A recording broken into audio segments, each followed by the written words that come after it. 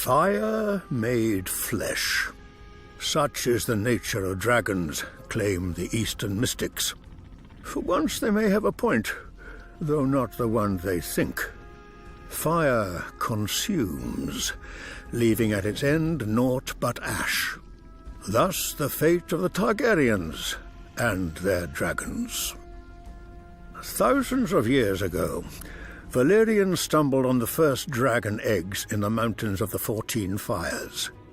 I cannot imagine shepherds could hatch dragon eggs and bind such creatures to their will, but whatever aid they must have had is lost to history. Every educated person knows how the Dragon Lords then conquered most of the known world, breaking the ancient Giscari Empire, enslaving a continent, building roads and bridges that still stand today, though the art that made them is lost. An empire of marvels and misery. And now what is left of Valyria? A smoking wasteland. Ash.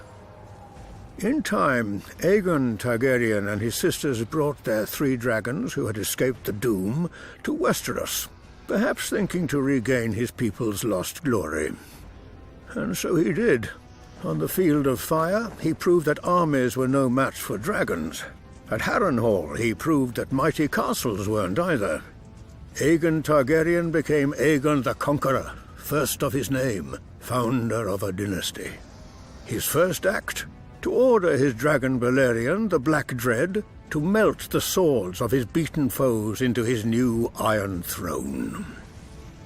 For over 100 years, the Targaryen dragons cemented their breeders' hold on the 7 kingdoms, if not each other.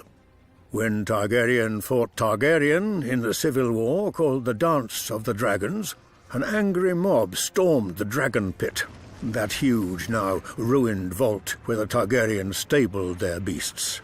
Thousands died, but through sheer numbers and madness, 5 of the Targaryen dragons lay dead by the morning.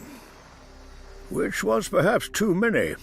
Thereafter, each generation of dragons grew smaller than its parents. Their skulls used to line the throne room of the Red Keep in order of birth. The oldest, Balerion, could swallow an ox whole. The last skull was barely the size of a dog's. Yet the Targaryens never stopped trying to revive their dragons. Aerion Brightflame drank a draught of wildfire and burned to death. Aegon V tried to hatch stone dragon eggs with sorcery and burned to death. Against these, Aerys II looks almost sensible. He only burned other men to death. Now we hear rumors that the young Daenerys Targaryen has hatched 3 dragons far to the east. If she were to be so foolish as to march on Westeros, she will not find, as her ancestor Aegon did, 7 disparate kingdoms frightened by her strange beasts. She will find a continent united behind Lord Tywin Lannister, who extinguished her own father's flame. And we have known dragons now. We have seen them die.